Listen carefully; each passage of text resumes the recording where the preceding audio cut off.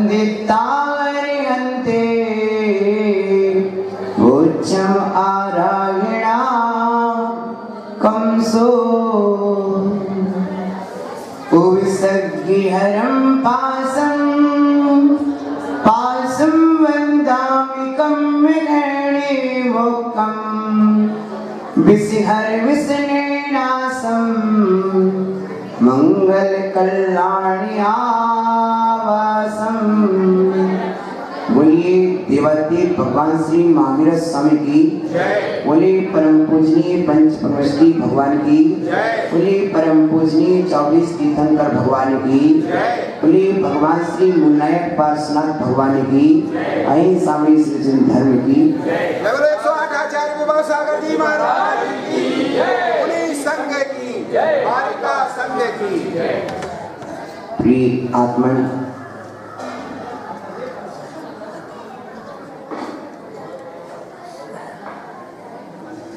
श्रद्धा, भक्ति, विनय, समर्पण का अद्भुत संगम यहाँ दृष्टिगोचर हो रहा है। आप सभी के ये पीतांबर श्वेतांबर बता रहे हैं कि पीत पद्म लेस्याक में आप शुक्ल लेस्या में भावों से पवित्र प्रज्ञा के साथ यहाँ पर समर्पित मन से परमात्मा की आराधना में लीन है। प्रिय बंधुओं,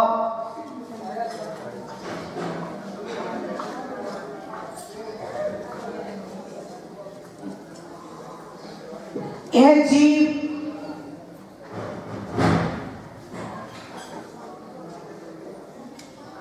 एक ऐसा प्राणी है कि मोह में रंगा रहता है, मोक्ष की कला से अनभिज्ञ रहता है। प्रिय बंधुओं, ऐसा ही प्राणी दौड़ता जा रहा था और उसके लिए एक वृक्ष दिखाई दिया। वृक्ष की शाखा पर लटक गया, नीचे देखता है कि कुआं है। उस व्यक्ति ने सोचा था कि मेरे पीछे हाथी है, शेर है, ये जंगली जानवर मुझे खा ना जाए, इसलिए उनसे बचने के लिए वह पेड़ पर लटका था। नीचे देखा तो कुआं है और कुएं में देखा तो 4 सांप और एक बीचों बीच महाभयानक सांप है। ओह, ऊपर की ओर देखता है तो जिस शाखा पर वह लटका हुआ है उसी शाखा को 2 चूहे काट रहे। नीचे देखता है तो जिस व्याघ्र से बचने के लिए वह आया था वह व्याघ्र पेड़ के पास आ गया है।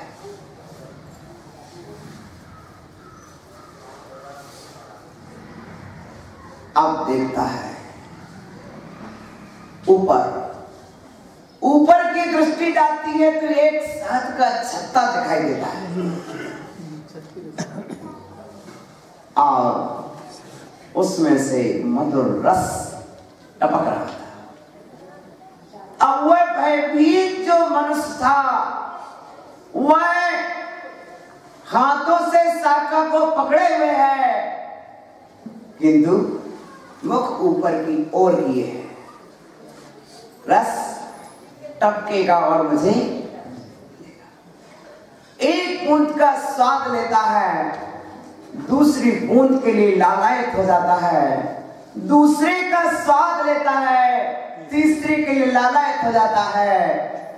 उसकी दीन दशा को देख करके कि इसके प्राण तो कुछ ही क्षण में जाने वाले हैं, आखिर कब तक शाखा पर लटका रहेगा। रक्त की गति धीमी पड़ती जा रही है और वह नीचे गिरने वाला है। जहां 4 सांप हैं, ऐसे भयानक कुएं में गिरने वाला है। आकाश मार्ग से विद्याधर और विद्याधरी निकल रहे थे। विद्याधरी की दृष्टि उस मनुष्य पर पड़ी। विद्याधरी बोलती है, हे विद्याधर, देखो तो वो कितने बड़े संकट में पड़ा है। उसे महाभयानक संकट से अपन बचा सकते हैं। अपन विमानधारी है, ना व्याघ्र कुछ कर पाएगा, ना सांप कुछ कर पाएंगे, ना कुएं में अपना गिरना होता है। अपन उसको बचा ले, विमान में बैठा ले। विद्याधर बोलता है, देवी वह नहीं बैठेगा, आपने कैसे कह दिया, चलो एक बार पूछ लें,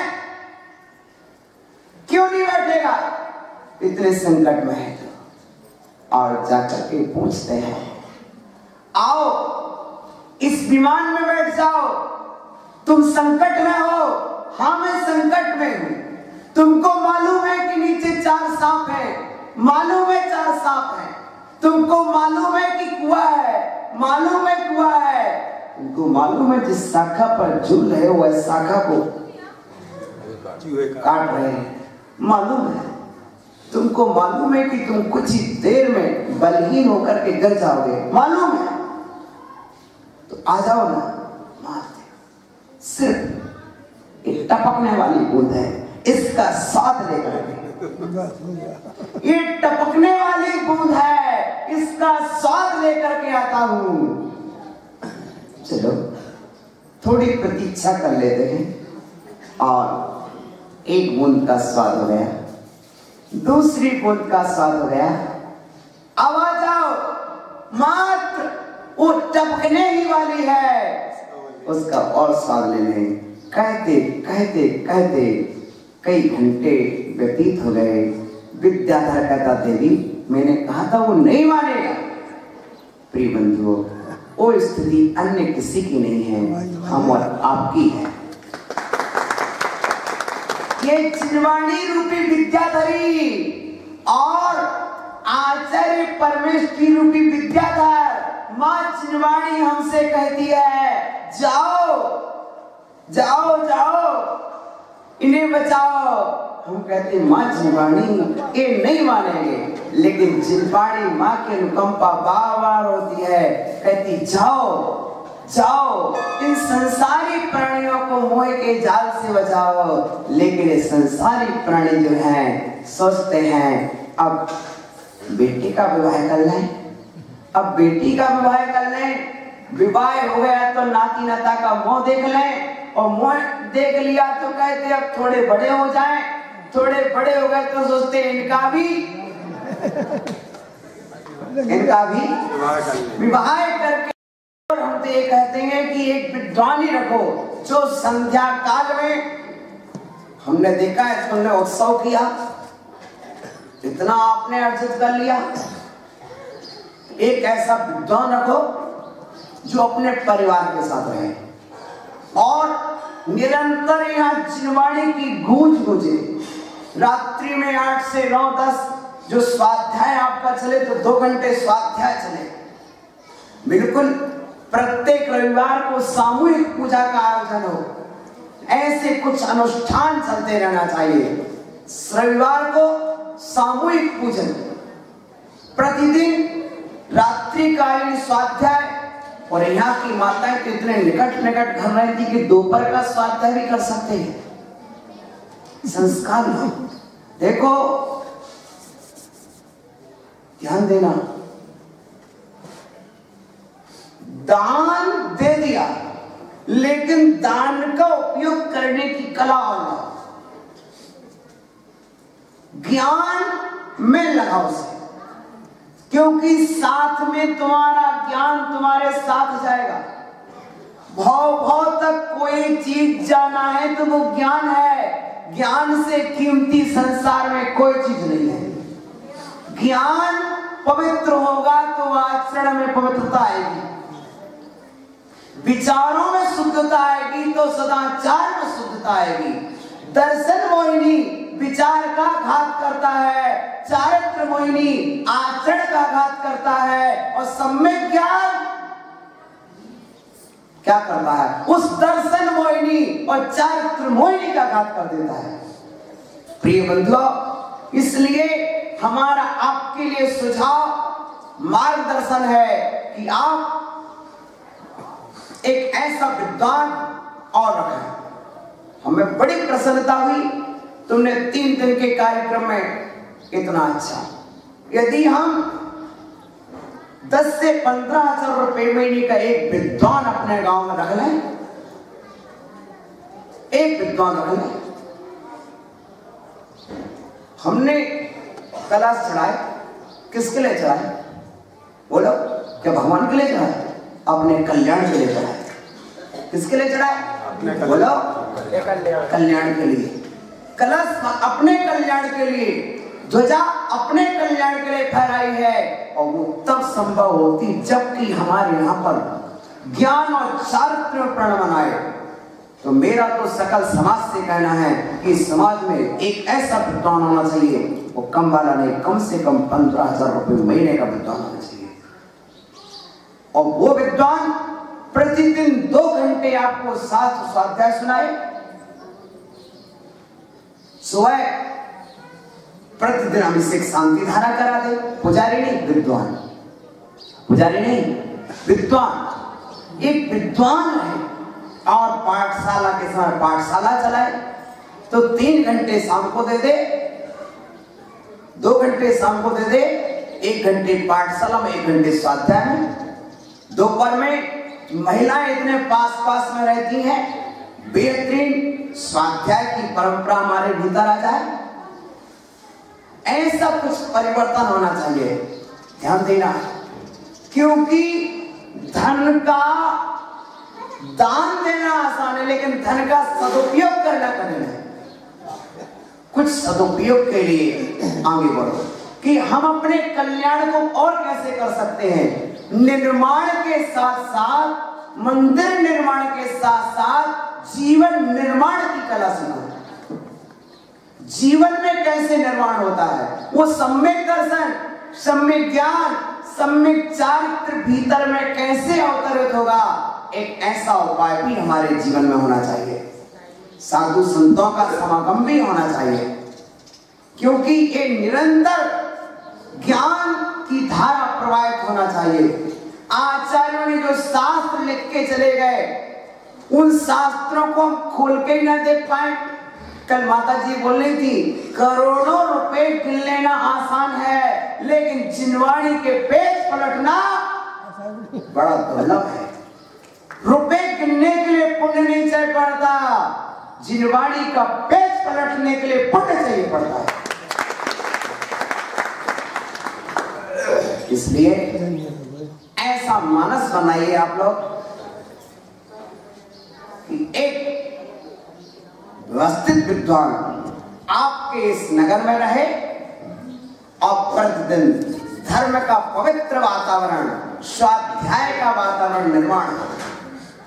जिनवाणी की गूंज, सुबह स्वाध्याय, पूजा के बाद आधे घंटे का स्वाध्याय भी, दोपहर में आधे घंटे महिला वर्ग के लिए स्वाध्याय हो, और रात्रि में स्वाध्याय। फिर देखो तुम्हारा ये बांधकपुर सब विद्वान हो जाएंगे। अरे बांधकपुर तो विदेश क्षेत्र जैसा लगेगा। विदेश क्षेत्र में 3 बार जिनवाणी की घोषणा होती है, 3 बार देशना गिरती है, दिव्य ध्वनि गिरती है। तुम सब कुछ कर सकते हो, लेकिन तुमने कभी विचार नहीं किया है। अच्छा ही बताओ, आपको हमारा ये विचार आज का कैसा लगा?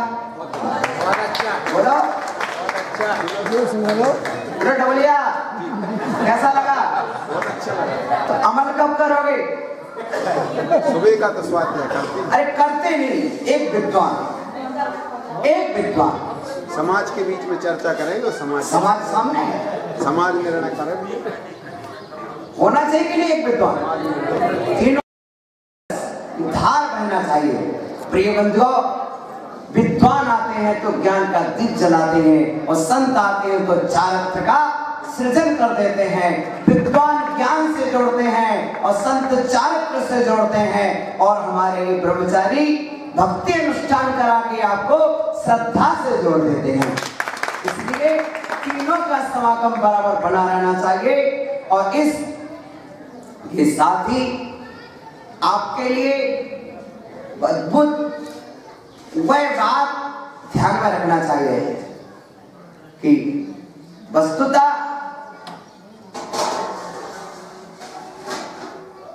जो कार्य किया था आपने बहुत महान कार्य किया था, अद्भुत महान कार्य किया। 10 साल परिश्रम करके जो कार्य किया है उस कार्य के श्रम को व्यर्थ में नहीं जाने देना चाहिए। और हम अपनी बुद्धि, युक्ति और शासन के अनुसार अपने कार्य करें, जिससे और उसको चाहिए इतना। अभी एक हमारा जैसे कुंडलपुर क्षेत्र है, ऐसा कोई अद्भुत होता तो ये क्षेत्र आपका बांदरपुर इतना मनोज्ञ होता कि आज पूरे जगत के लोग यहाँ पर आते और देखते कि कैसा महामंगलकारी बना है। वस्तुतः हमारे जो सुनील जी और जो भी जिन लोगों ने, बंटी भैया और कौन, समाज के 10-12 लड़के जाते थे, समाज की वर्ग में, और जिनने भी वो उस समय परिश्रम किया था, कुछ लोगों ने दान भी दिया समाज के लिए। हाँ, तो जो भी किया है हम आगे के लिए भी तैयार हैं। क्यों? शासन, प्रशासन, भारत सरकार आखिर व्यक्तिगत में कोई वस्तु नहीं है, शासन की है तो शासन से अपन अपना निवेदन कर सकते हैं और किस रूप में कर सकते हैं, लेकिन आंख बीच के बैठना भी उचित नहीं है। आपको चाहिए कि उसे कैसे हासिल करना है और किस रूप में प्राप्त करना है, करना चाहिए। और फिर बांदरपुर में तो एक से एक, जहां जौन तरफ आंख खोलो उसी तरफ से पहाड़ियां हैं। ऐसा सुंदर आपका बांदरपुर है, तालाब हैं, पहाड़ियां हैं, तालाब हैं, पहाड़ियां हैं, इतना सुंदर बांदरपुर है।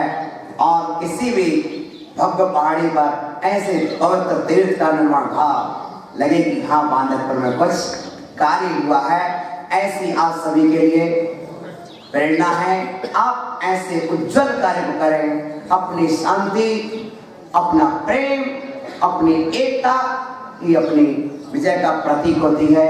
आप सभी के लिए एक पवित्र भावना हमारी है कि देखो, आज डोंगरगढ़ में आश्री भवन श्री विशुद्ध सागर जी गए थे। जब उस पहाड़ी पर शौच के लिए गए थे और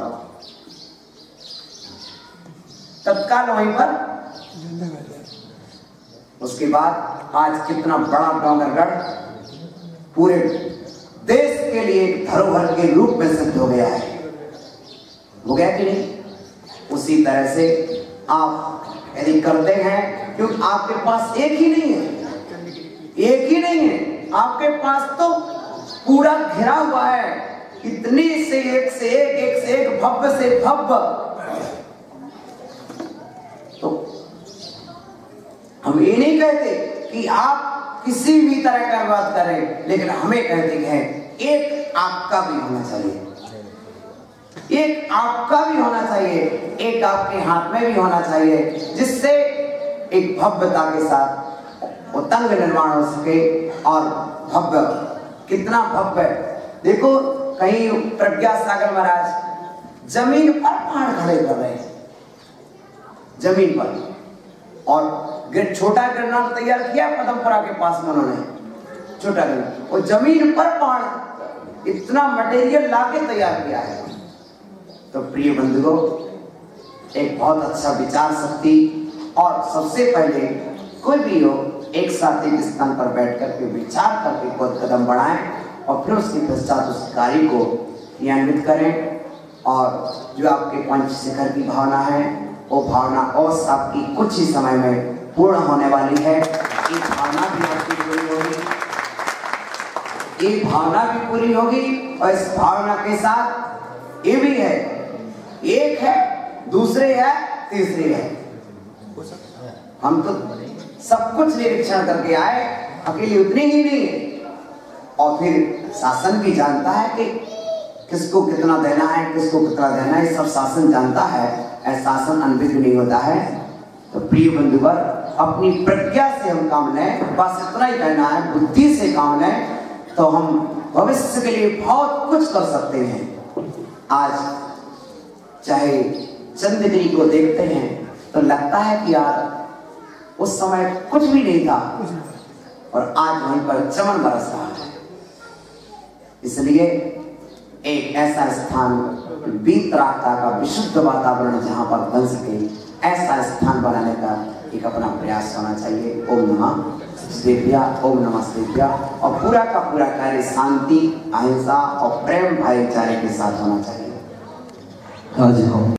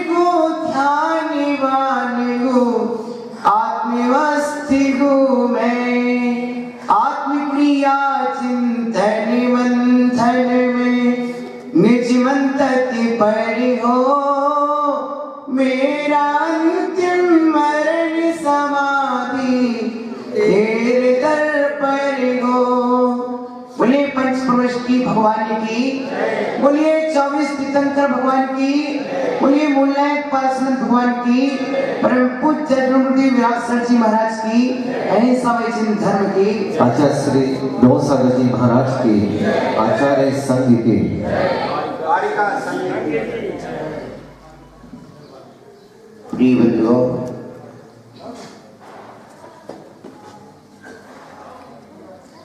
जल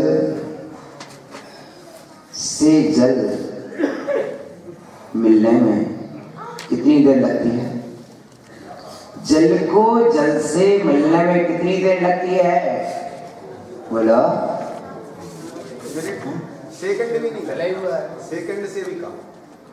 जल को जल में मिलने में और कुल को कुल में मिलने में देर नहीं लगती है। हमारा कुल, आपका कुल, दोनों का एक कुल है। कौन कुल है? एक कुल है। हम सभी जिनवाणी माँ के बेटे हैं। अरहंत भगवान हमारे पिता हैं। तुम्हारे पिता कौन है? बोलो बोलो बोलो। पिता के पक्ष को क्या कहते हैं? कुल। माता के पक्ष को जाति। भैया, हमारे पिता अरहंत देव हैं। आपके पिता कौन है? परम पिता अनंत देव। प्रिय बंधुओं, हमारा आपका कुल एक कुल है, इसलिए श्रावक और साधु के मिलन में देर नहीं लगती है। शहर में सरोवर में पानी हो, सरोवर में पानी हो तो पंछी आते हैं, और शहर में श्रद्धा हो तो साधु आते हैं। ये आपकी श्रद्धा का फल है, आपकी भावना का फल है, आपके अंदर एक प्यास थी।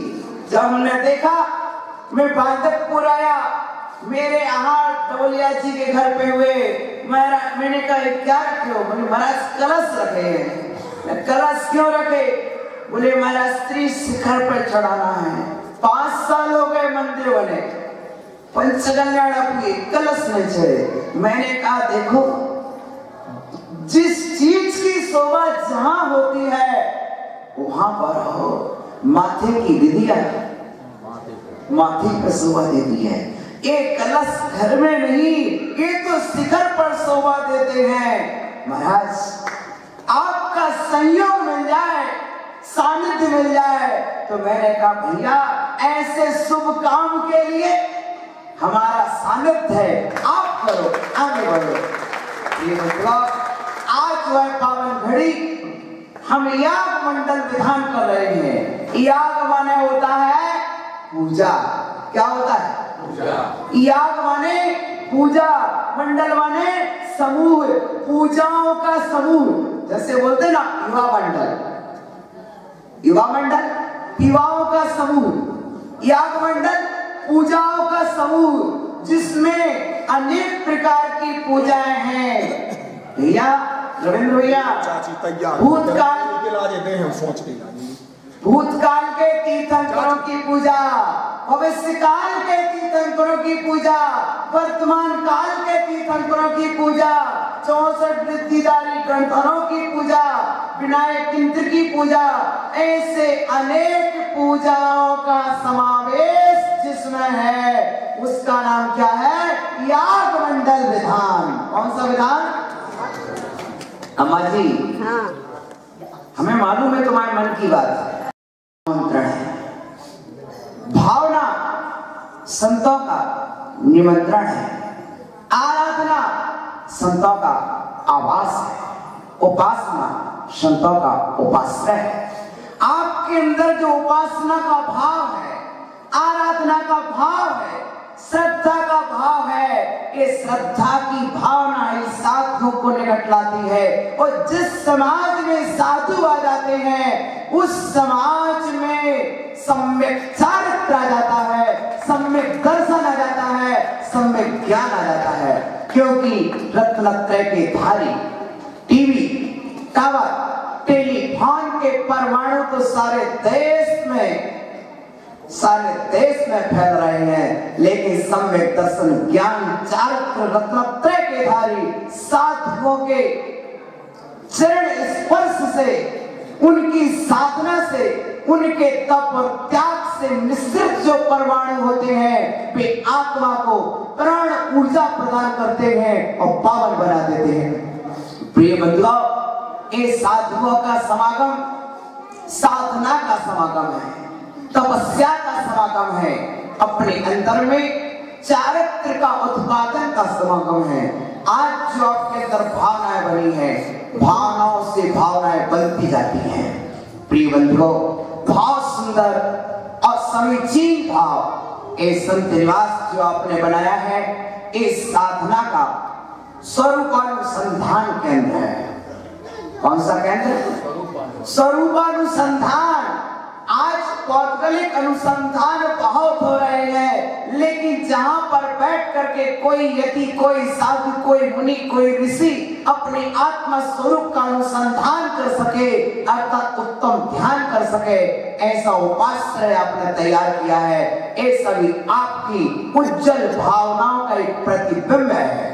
संतों का सदन, साधुओं का सदन। वस्तुतः शास्त्रों में सुना है कि बसंत का दान में सूकर प्रसिद्ध हुआ है। एक त्रिंच गति का जीव जो साधुओं को बसंत का दान दे देता है, पर हम तो मनुष्य हैं और हमारे अंदर एक परम पवित्र भाव जागे हैं और धन्य है इस साधुओं को पसंदिका क्या दी, वो तो आपकी ही है। आपके साधु एक ऐसे साधु है जो ना कहीं लेके जाते हैं और ना कहीं से लेके आते हैं। क्या हम बिहार के त्योरी से बोले महाराज यहाँ के अजैन लोग कहेंगे महाराज रूठ के चले गए, तो उनको क्या कहेंगे? तो मैंने कहा उनसे कहना कि हमारे साधु हवा के समान होते हैं, ना कुछ लेके आते हैं ना कुछ लेके जाते हैं। संत हवा से हल्के होते आए चले गए, ना कुछ लाए ना ले जाए, जीना सिखा गए। प्रिय बंधुओं, दिगंबर साधुओं का पदार्पण जब जब हमारी धरती पर होता है, समाज में एकता, प्रेम, वात्सल्य के बीजाणु अंकुरित होते हैं। परस्पर में समाज एक स्थान पर बैठ करके एक सूत्र में स्थापित होकर के नवीन कार्यों के मंगलाचरण करता है। समाज में जागृति और वैचारिक पवित्रता, वैचारिक संयुक्ति बनती है। प्रिय बंधुओं, साधु 2 से 4 होना सिखाते हैं। आपके पास 2 है और साधु के पास 4 है। आराधनाएं 4 होती हैं, दर्शन, ज्ञान, चारित्र और तप। श्रावक के पास 2 आराधनाएं, दर्शन आराधना और ज्ञान आराधना। साधु के पास 4, चारित्र और तप भी। प्रिय बंधुओं, हम सभी अपनी आराधना को, अपनी भावनाओं को और अत्यंत निर्मल बनाएं और अपनी पूजा भक्ति के माध्यम से सम्यक दर्शन को निर्मल करें, स्वाध्याय के माध्यम से ज्ञान को निर्मल करें और त्याग तपस्या के माध्यम से चारित्र को उज्जवल करें और इच्छाओं को रोकते हुए तप को निर्मल करें। प्रिय बंधुओं, आज आपने जो शिखर प्रतिष्ठा विधि महोत्सव में कलशारोहण के भाव बनाए हैं, ध्वजारोहण के भाव बनाए हैं, आचार्य कहते हैं जिस तरह तुमने आज जिन मंदिर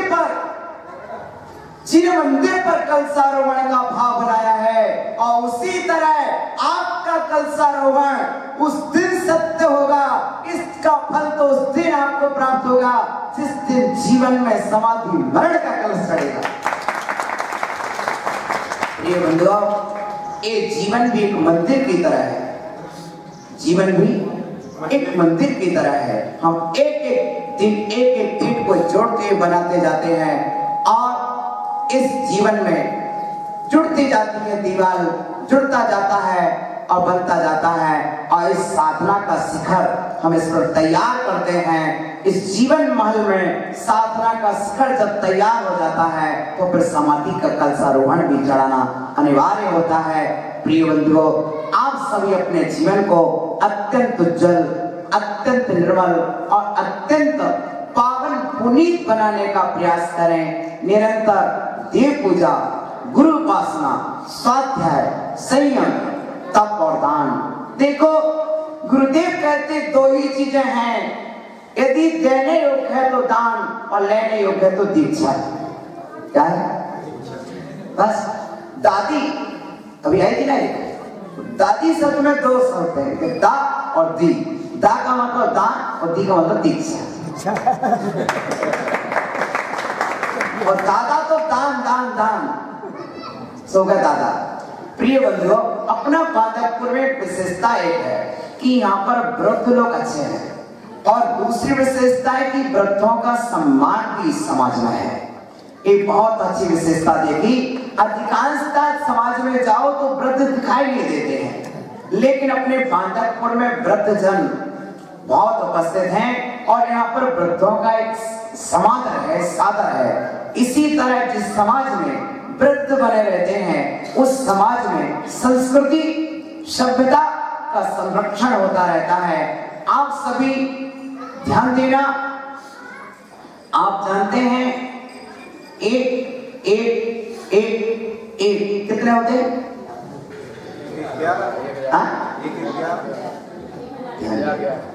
बस इसी तत्व को समझना है कि वही एक पंक्ति में हो तो वह 1011 हो जाते हैं और वही यदि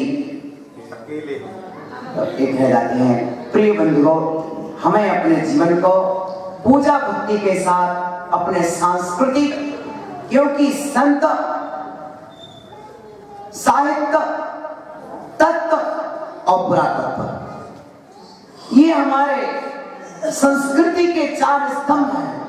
यदि हमें अपनी संस्कृति को सदा अक्षुण्ण बनाए रखना है तो हमें अपने जीवन में संत भी चाहिए और संतों से साहित्य भी चाहिए और संतों के शिष्य भी चाहिए। और तत्व माने ज्ञान और पुरातत्व माने पहचान। पुरातत्व के बिना पहचान नहीं होती, तत्व के बिना ज्ञान नहीं, पुरातत्व के बिना पहचान नहीं और संतों के बिना हमें भगवान नहीं मिलता है। प्रिय बंधु, अपने जीवन को आगे बढ़ाने के लिए हम निरंतर प्रगतिशील रहें। आपके यहाँ पर भले ही 60 घर का समाज है, लेकिन अवश्य में ये निरंतर समाज विकास करता रहेगा, उन्नति करता रहेगा और आपके लिए ऐसा ही मंगल आशीष है। जिस तरह से आपने शिखर बनाया है और कलश चढ़ाया है और ध्वजा फहराई है, इसी तरह आप उन्नति के शिखरों पर चढ़ते रहें। आपके जीवन में समाधि का कलशा आरोहण हो और आपकी कीर्ति ध्वजा की तरह दिगंत फहराती रहे, ऐसा सकल समाज के लिए मन वचन काय से आत्मा के संख्यात प्रदेशों से ऊर्जा प्रदान करते हुए मेरा पवित्र आशीर्वाद है। आप युग पर्यंत निरंतर इस जैन धर्म की पचरंगी पताका को निरंतर फहराते हुए, जिन शासन को उज्जवल बनाते हुए अपनी आत्मा को पावन पुनीत बना करके आप ये समझ लीजिए कि जो जीव यहाँ पर जिन मंदिर बनाता है उसे अगले भाव में नहीं बनाना पड़ता। जो जीव यहाँ जिन मंदिर बनाता है उसे अगले भाव में स्वर्ग में बने बनाए अकृत्रिम जिनालय मिला करते हैं। अभी तुझा चढ़ा लो, अगले भाव में नहीं चढ़ाना पड़ेगी, क्योंकि अगले भाव में तुम्हें चढ़ाए ध्वजा वाले जिनालय मिलेंगे। और यदि चढ़ाने भी मिलेगा तो कहाँ? मध्य लोक के 458 जिनालय, जिन जिनालयों के तुमने दर्शन नहीं किए हैं, उन जिनालयों की ध्वजा चढ़ाने के लिए इंद्रध्वज 458 जिनालयों की ध्वजा चढ़ाने के लिए तुम उतनी ऊंचाई पर चढ़ना सीख जाओगे।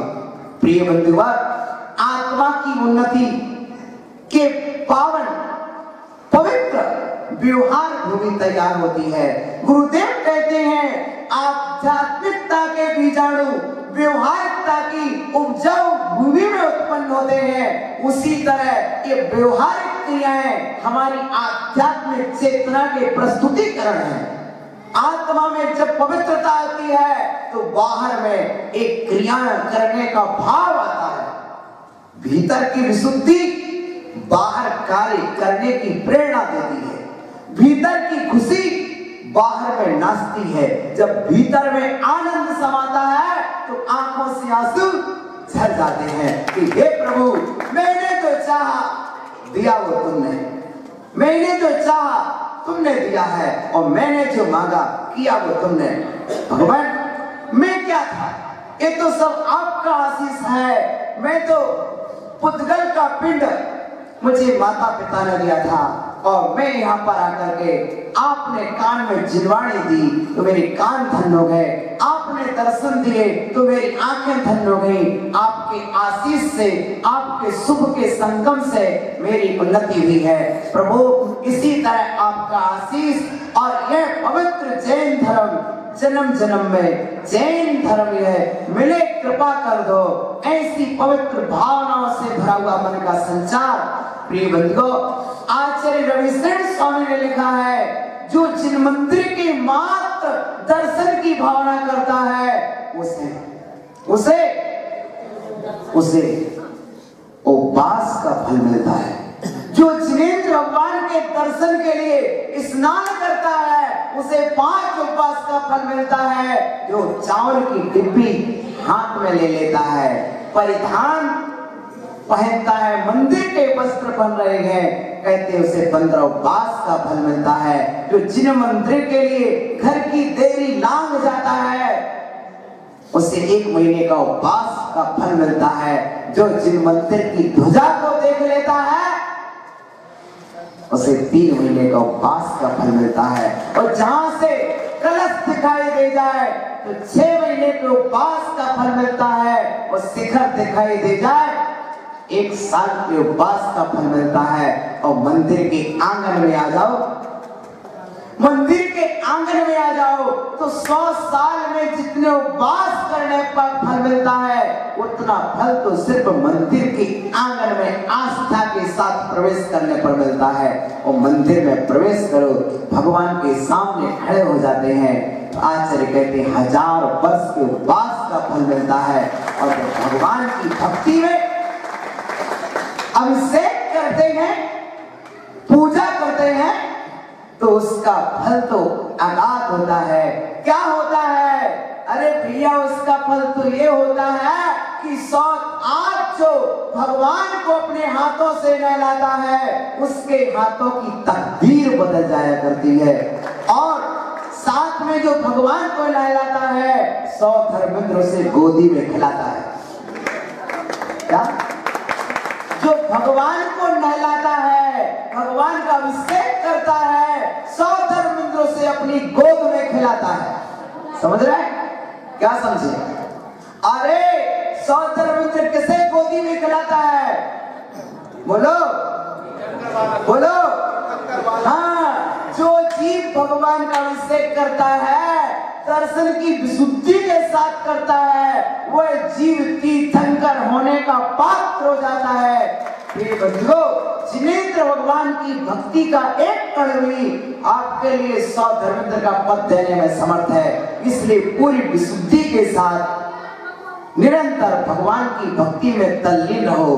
भगवान की भक्ति सम्यक दर्शन है, भगवान की भक्ति ही सम्यक ज्ञान है। और भगवान की भक्ति के लिए जो तुम चल के आए हो यही तुम्हारा चारित्र है।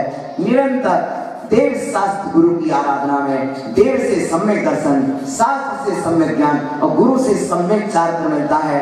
आज जो आपने भावना भाई है और आप निरंतर उन्नति की राहों की ओर बढ़े और निरंतर यहाँ पर धर्म की गंगा प्रवाहमान हो और ऐसे निरंतर प्रयास हो कि नगर में वाचनाएं हो, नगर में चातुर्मास हो। जब आपने संत निवास बना ही लिया है तो कोटि उपाय, क्या क्या कोटि उपाय बनाए भक्ता को उड़ानो।